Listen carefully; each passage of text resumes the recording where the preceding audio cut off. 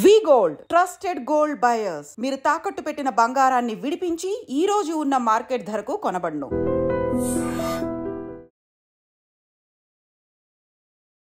ID ప్రేక్షకులకు నమస్కారం.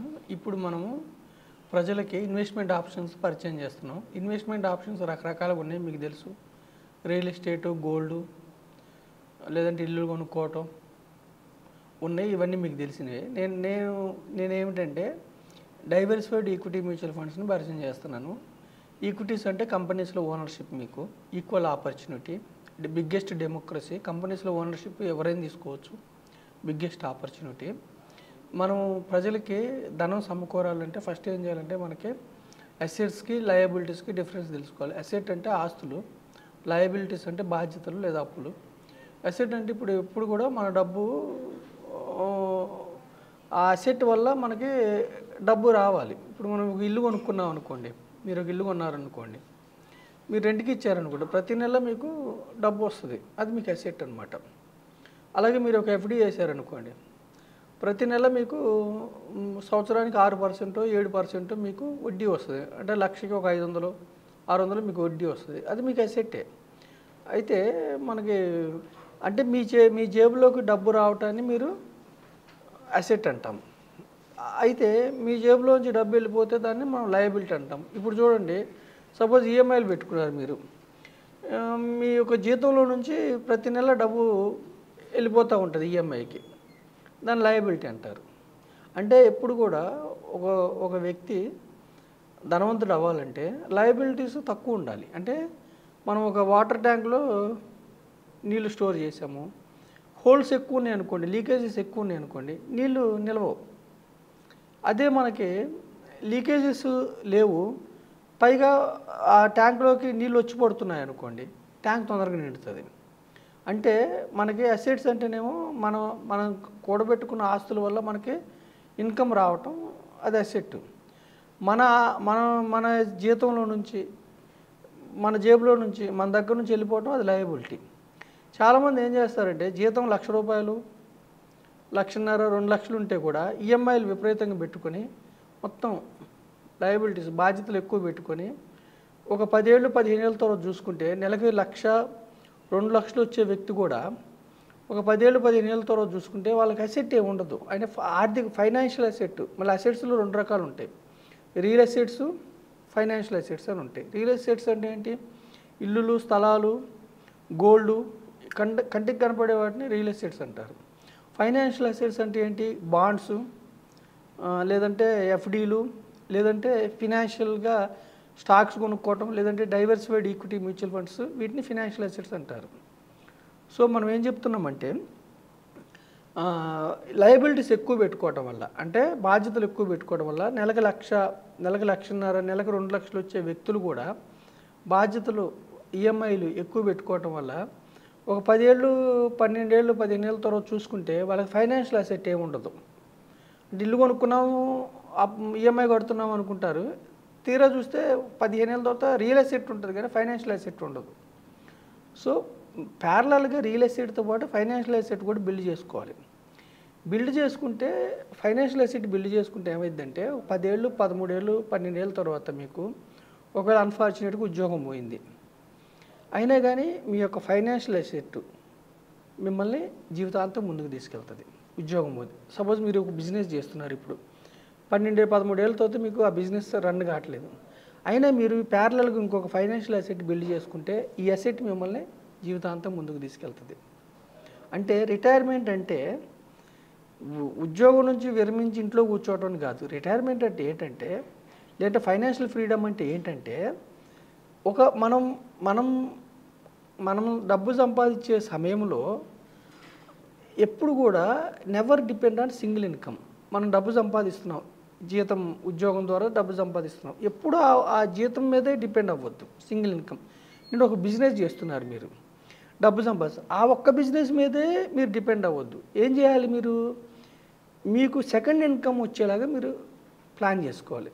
ఎప్పుడు కూడా ఒకే ఇన్కమ్ మీద డిపెండ్ అవ్వద్దు. రెండో ఇన్కమ్ రావాలి. రెండో ఇన్కమ్ ఎలా రావాలి? మరి మనం ఒక 8 గంటలో 9 గంటలో 10 గంటలో ఉద్యోగమో బిజినెసో కష్టపడుతున్నాం, మళ్ళీ రెండో ఇన్కమ్ రావాలంటే, ఇంకా కష్టపడాలంటే మనం కష్టపడగలమా? కష్టపడలేం. అప్పుడు ఏం చేయాలంటే మనం కష్టపడలేం కాబట్టి మనం ఏం చేయాలంటే మన డబ్బుని మన కోసం కష్టపడేలాగా మనం ఇన్వెస్ట్ చేయాలి. ఎప్పుడైతే మన డబ్బుని మన కోసం కష్టపడేలాగా మనం ఇన్వెస్ట్ చేస్తామో, మనం ఇంట్లో నిద్రపోతున్న విశ్రాంతి తీసుకున్నా మన డబ్బు మన కోసం పనిచేస్తుంది. పెద్ద కష్టమేం లేదు. ఇప్పుడు ఎఫ్డీఏ చేశారండి, మీరు ₹1,00,000 ఎఫ్డీ చేశారు, నెలకు 500-600 మీకు ఆ ఎఫ్డీ సమకూర్చి పెడుతూ ఉంటుంది. అయితే మనం ఇక్కడ ఎఫ్డీని ఎందుకు ప్రమోట్ చేయట్లేదంటే, ద్రవ్యోల్బణం అంటే ప్రతి సంవత్సరం ధరల పెరుగుదల 7% ఉంది కాబట్టి ఎఫ్డీలో వచ్చేది 7% కాబట్టి నేనేం చెప్తున్నానంటే ఎఫ్డీ లాంటివి సేవింగ్స్ ఇన్స్ట్రుమెంట్స్ని ప్రమోట్ చేయకుండా ఇన్వెస్టింగ్ చేసుకోండి. ఇన్వెస్టింగ్ చేసుకుంటే మీ డబ్బు, మీరు ఇన్వెస్ట్ చేసిన డబ్బు మీకు సెకండ్ ఇన్కమ్ జనరేట్ చేసి పెడుతుంది. షార్ట్ పీరియడ్లో మీకేం జనరేట్ చేసి పెట్టదు. ఇప్పుడు డైవర్సిఫైడ్ ఈక్విటీ మ్యూచువల్ ఫండ్స్ అని నేను గ్రూప్ ఆఫ్ కంపెనీస్లో ఒక 50 కంపెనీస్లో ఒక 60 కంపెనీస్లో ఓనర్షిప్ తీసుకోండి అని నేను ప్రమోట్ చేస్తున్నా. డైవర్సిఫైడ్ ఈక్విటీ మ్యూచువల్ ఫండ్స్లో మీరు 50 నుంచి 60 కంపెనీస్లో మీరు మీ డబ్బుని మీరు ఇన్వెస్ట్ చేయడం వల్ల ఏమైందంటే ప్రతి నెలలో లేదంటే ఏకమొత్తం ఇన్వెస్ట్ చేయడం వల్ల మీకు సెకండ్ ఇన్కమ్ జనరేట్ అవ్వడానికి అవకాశం ఉంది. సో ఇక్కడ మనం ఏం చెప్తున్నాము, మీకు అసెట్ బిల్డ్ కావాలంటే ఫస్ట్ మీరు ఇన్వెస్ట్ చేసుకోవాలి. ఇక్కడ కూడా మళ్ళీ ప్రజలకు మళ్ళీ చెప్తున్నా, ట్రేడింగ్ని అవాయిడ్ చేయండి. ట్రేడింగ్ ఇంట్రాడే కానీ ఫ్యూచర్ అండ్ ఆప్షన్స్ కానీ స్పెక్యులేషన్స్, గుర్ర పందాలు, జోదం, రమ్మీ, ఆన్లైన్ గేమ్స్ ఇవన్నీ అవాయిడ్ చేయండి. వీటికి అసలు హేతుబద్ధత లేదు. చీకట్లో డబ్బులు ఇసిరితే ఏమైతే పోతాయి. స్పెక్యులేషన్ అన్నా ట్రేడింగ్ అన్నా ఇవన్నీ చీకట్లో డబ్బులు ఇసరితే. మనం ఏం చెప్తున్నామంటే ఇక్కడ ఇన్వెస్ట్మెంట్ చేయమంటున్నాం. ఇన్వెస్ట్మెంట్ ఇప్పుడు చూడండి, ఒక వ్యక్తికి సపోజ్ ఒక వ్యక్తికి ₹1,00,000 వస్తుందండి, నెలకి ₹1,00,000 వస్తుంది. ఒక 13 సంవత్సరాలు లాంగ్ పీరియడ్ కూడా చెప్పండి. ఈ రోజుల్లో సాఫ్ట్వేర్ జాబ్స్ కానీ ఇంకా ప్రైవేట్ జాబ్స్ నెలకు ₹1,00,000 ఇచ్చే జాబ్ ఏదైనా సరే విపరీతమైన ప్రెషర్ ఉంటుంది. సో వాళ్ళని ఏమంటున్నాం అంటే నెలకు ₹1,00,000 వస్తే మీరు 42,000 నెలకి 42,000 13 సంవత్సరాలు ఇన్వెస్ట్ చేసుకోండి. ఎవరైతే ₹1,00,000 వస్తుందో నెలకి 42,000 ఖచ్చితంగా అంటే 60,000తోనే జీవించండి. ఎలాగోలా జీవిస్తే 13 సంవత్సరాలు ఇన్వెస్ట్ చేసుకుంటే సపోజ్ 12% వచ్చే వాటిలో మీరు ఇన్వెస్ట్ చేస్తే 12% వచ్చే ఇన్వెస్ట్మెంట్స్లో మీరు ఇన్వెస్ట్ చేస్తే మనం ఇక్కడ 12% అనే ఏట్లు చెప్తున్నాం. డైవర్సిఫైడ్ ఈక్విటీ మ్యూచువల్ ఫండ్లో there is a chance of getting 12%. అంటే మళ్ళీ గ్యారంటీ ఉందంటే ఈక్విటీ మ్యూచువల్ ఫండ్స్లో కంపెనీస్లో ఓనర్షిప్లో గ్యారంటీ అనేది ఉండదు. ఎప్పుడు కూడా ఓనర్షిప్లో గ్యారంటీ ఉండదండి. Employee guarantee. మీరు స్కూల్ పెట్టారండి, మీకు ప్రొపరేటర్ మీరే, అంటే మీరే కరస్పాండెంట్ సపోజ్ స్కూల్కి, గ్యారంటీ ఉండదు. విద్యార్థులను బట్టి మీకు స్కూల్ ఫీజులను బట్టి మీకు లాభం రావచ్చు, నష్టం రావచ్చు. అలాగే మీరు ఒక హాస్పిటల్ పెట్టారు సపోజ్, అందులో ఉన్న డాక్టర్స్కి మీరు జీతాలు ఇవ్వాలి, వాళ్ళకి గ్యారంటీ ఉంటుంది. అందులో ఉన్న ఎంప్లాయీస్కి జీతాలు ఇవ్వాలి, గ్యారంటీ ఉంటుంది. కానీ ఓనర్కి గ్యారంటీ ఉండదు. అలా స్కూల్ ఓనర్కి కూడా గ్యారంటీ. అలాగే ఏ బిజినెస్ పెట్టినా ఓనర్కి గ్యారంటీ ఉండదు. ఇక్కడ మనం ఈక్విటీ మ్యూచువల్ ఫండ్స్ అనేది కూడా గ్రూప్ ఆఫ్ కంపెనీలో ఓనర్షిప్ కాబట్టి మీకు గ్యారంటీ ఉండదు. ఒక సంవత్సరం నెగిటివ్ రావచ్చు, ఒక సంవత్సరం పాజిటివ్ రావచ్చు, 2-3 ఏళ్ళు వరుసగా ఎకానమీ బాగలేకపోతే నెగిటివ్ కూడా రావచ్చు. అయితే మనం ఏం చెప్తున్నాము, దీర్ఘకాలంలో ఈక్విటీస్ అనేవి మన దేశం అని కదా, ప్రపంచ దేశాల్లో ఈక్విటీస్ అనేవి దీర్ఘకాలంలో కంపెనీస్లో ఓనర్షిప్ అనేవి వెల్త్ క్రియేట్ చేసినాయి. ఒక్కొక్కసారి క్రాష్ అవుతాయి, ఒక 1 year 2 years క్రాష్ అవుతాయి. ఎన్నోసార్లు క్రాష్ అయినాయి. 2008లో మార్కెట్స్ క్రాష్ అయినాయి, 2020లో కోవిడ్ అప్పుడు క్రాష్ అయినాయి, డౌన్ అవుతాయి. మళ్ళీ ఎకానమీ మళ్ళీ 6 నెలలు 1 yearలో పుంజుకుంటాయి. అందుకని మనం ఏం చెప్తున్నాం, ఎవరైతే నెలకి ₹1,00,000 వస్తుందో ప్రైవేట్ కంపెనీ కానీ గవర్నమెంట్ కంపెనీలు కానీ మంచి ఉద్యోగం తెచ్చుకున్న తర్వాత మీరు ఫైనాన్షియల్ అసెట్ బిల్డ్ చేసుకోవాలంటే దీర్ఘకాలం చెప్పకుండా ఒక 13 సంవత్సరాలు మీరు ఇన్వెస్ట్ చేస్తే నెలకి 42,000 లెక్కన మీరు ఇన్వెస్ట్ చేస్తే 13 సంవత్సరాల్లో మీకు 1,50,00,000 12% అజ్యూమ్ 12% మీరు అనుకుంటే 1,50,00,000 మీకు సంపద క్రియేట్ అవుద్ది 13 సంవత్సరాలు. అప్పుడు 13 సంవత్సరాల తర్వాత అన్ఫార్చునేట్గా ప్రైవేట్ ఉద్యోగం లేదంటే మీ బిజినెస్ బాగలేదు, మీకు ఉద్యోగం పోతే కూడా 1,50,00,000 నుంచి ప్రతి నెల ఇప్పుడు మీకు 1,00,000 వస్తుంది కదా, అప్పటి నుంచి జీవితకాలం మీకు ₹1,00,000 మీకు SWP సిస్టమాటిక్ విత్డ్రాల్ ప్లాన్ అంటే ప్రతి నెల మీరు ₹1,00,000 జీవితకాలం తీసుకోవచ్చు. మళ్ళీ పైగా ప్రతి 10 ఏళ్ళకి మీరు ఇంక్రీజ్ చేసుకోవచ్చు ఇన్ఫ్లేషన్ బట్టి. అంటే 13 సంవత్సరాలు మీరు ఒక మొక్కను పెట్టారు, 13 సంవత్సరాలు దాన్ని సంరక్షించుకున్నారు, అది ఒక వృక్షమై ఫైనాన్షియల్ అసెట్ అయింది. 13 సంవత్సరాల తర్వాత మీకు ఆ ఫైనాన్షియల్ అసెట్ మిమ్మల్ని జీవితకాలం 30 సంవత్సరాలు మీరు స్టార్ట్ చేశారు ఇన్వెస్ట్మెంట్, 43 సంవత్సరాల తర్వాత మీరు జీవితకాలం హ్యాపీగా జీవించవచ్చు. మీకు ఉద్యోగం ఉన్నా లేకపోయినా. అంటే రిటైర్మెంట్ ఫైనాన్షియల్ ఫ్రీడమ్ అనేది మీరు ఇంట్లో కూర్చోవడం అని కాదు, ఎటువంటి కండిషన్ మీకు వచ్చినా కానీ ఆర్థికంగా ముందుకెళ్ళడానికి మీకు ఒక భరోసా ఉంటుంది. సరే, ఇంకొక ఆప్షన్ ఏమిటి? సపోజ్ కొంతమందికి ఇంకెక్కువ వస్తుంది, 1,00,000 కాకుండా 1,50,000 అలా వస్తుంది అనుకోండి సపోజ్ జీతం. వాళ్ళు 2 కోట్ల కార్పస్ బిల్డ్ చేసుకోవాలంటే, అంటే 1,50,000 వచ్చే వ్యక్తి, నెలకు 1,50,000 వచ్చే వ్యక్తి నెలకు ఒక 55,000, అంటే ₹1,00,000 అతను వాడుకోవడానికి పెట్టుకోవచ్చు. 55,000 అతను ఒక 13 సంవత్సరాలు అతను ఇన్వెస్ట్ చేస్తే, 55,000 నెలకి 13 సంవత్సరాలు ఇన్వెస్ట్ చేస్తే అతనికి 2 కోట్ల కార్పస్, 12% ఇది రావచ్చు రాకపోవచ్చు. ఈక్విటీ మ్యూచువల్ ఫండ్లో 12% వస్తాయని గ్యారంటీ లేదు.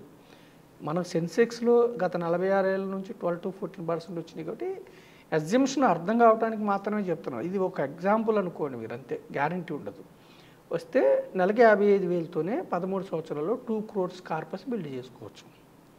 నెలకి 50, అంటే 1,50,000 వచ్చే వ్యక్తి నెలకి 55,000 మీరు ఇన్వెస్ట్ చేసుకుంటే 2 crores 13 సంవత్సరాల్లో 2 crores బిల్డ్ అయింది. అప్పుడు అతను లైఫ్ లాంగ్, ఒకవేళ అన్ఫార్చునేట్ కండిషన్స్ వచ్చినా కానీ అసెట్ బిల్డ్ అయింది. అసెట్ అంటే ఏంటి? ఆ 2 కోట్ల నుంచి ప్రతి నెల 1,50,000 SWP, సిస్టమేటిక్ విత్డ్రాయల్, మళ్ళీ అతనికి ధనం చేతిలోకి జాబ్ లాగా రెండో ఇన్కమ్ జనరేట్ అవుతుంది ప్రతి నెల లైఫ్ లాంగ్.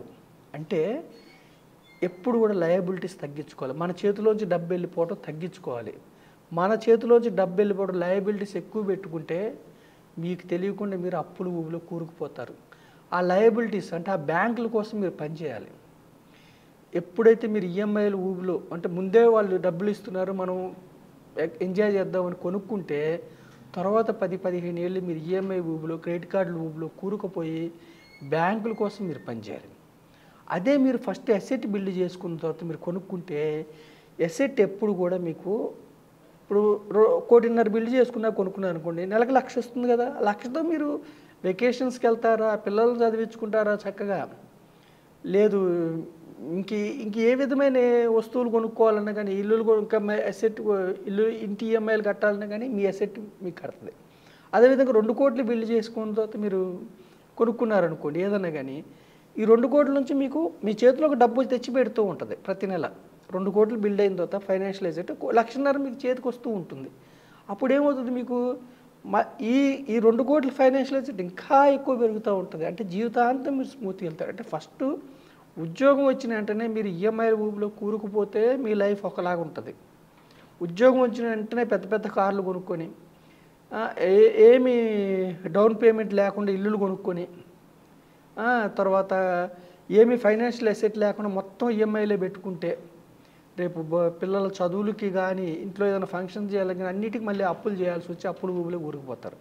అలా కాకుండా నేను ఏం చెప్తున్నానంటే, ఇన్వెస్ట్మెంట్ ఆప్షన్స్ చిన్న కొంచెం నెలకి 50,000తోనే మీరు పెద్ద పెద్ద స్థలాలు కొనాలంటే కొనుక్కోలేరు.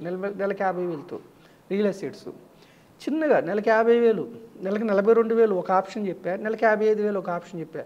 దీంతోనే 1.5 కోటి 13 సంవత్సరాలు, ఎక్కువ లాంగ్ పీరియడ్ చెప్పట్లేదు, 13 సంవత్సరాల్లో మీరు అసెట్ 1.5 కోటి 2 కోట్లు బిల్డ్ చేస్తే మీరు ఫినాన్షియల్ అసెట్, ఈ యొక్క ఫినాన్షియల్ అసెట్ మీకు ఎప్పుడు జేబులోకి, మీ ఇంట్లోకి డబ్బులు తెచ్చిపెడుతూ ఉంటుంది. కాబట్టి ఇన్వెస్ట్మెంట్ ఆప్షన్ పరిశీలించండి. ఎలా ఇన్వెస్ట్ చేయాలి? డైవర్సిఫైడ్ ఈక్విటీ మ్యూచువల్ ఫండ్లో మీకు అవగాహన ఉంటే ఓకే. అవగాహన లేకపోతే మాలాంటి వ్యక్తులకి, ఫైనాన్షియల్ డిస్ట్రిబ్యూటర్స్కి, యాంఫీ రిజిస్టర్డ్ డిస్ట్రిబ్యూటర్స్కి, లేదంటే సిఎఫ్పి సర్టిఫైడ్ ఫైనాన్షియల్ ప్రొఫెషనల్స్కి, లేదంటే మీరే మంచి రీసెర్చ్ చేసుకుని జాగ్రత్తగా, అంటే ఇన్వెస్ట్మెంట్ ఎప్పుడు కూడా మంచి నాలెడ్జ్తో, తరువు నాలెడ్జ్తో వెళ్ళాలి. ఏదంటే అదే గుడ్డిగా వెళ్ళదు. ట్రేడింగ్ అవాయిడ్ చేయండి. చేస్తే ఏమిటంటే మీకు ఒక ఫైనాన్షియల్ అసెట్ బిల్డ్ అవుతుంది. ఇన్వెస్ట్మెంట్ ఆప్షన్స్ చెప్తున్నాము. ఇక్కడ నేను మరీ చెప్పేది ఏంటంటే, ఈ మధ్య సైబర్ క్రైమ్స్ బాగా అవుతున్నాయి. డిమాట్ అకౌంట్ తీసుకున్న తర్వాత మరి డేటా ఎలా లీక్ అవుతుందో తెలియదు. ఎక్కడెక్కడ నుంచో కాల్స్ వచ్చి మీకు షార్ట్ పీరియడ్లో కోట్లు కురిపిస్తారు, అది ఇదని స్టాక్ మార్కెట్ మోసాలు బాగా జరుగుతున్నాయి.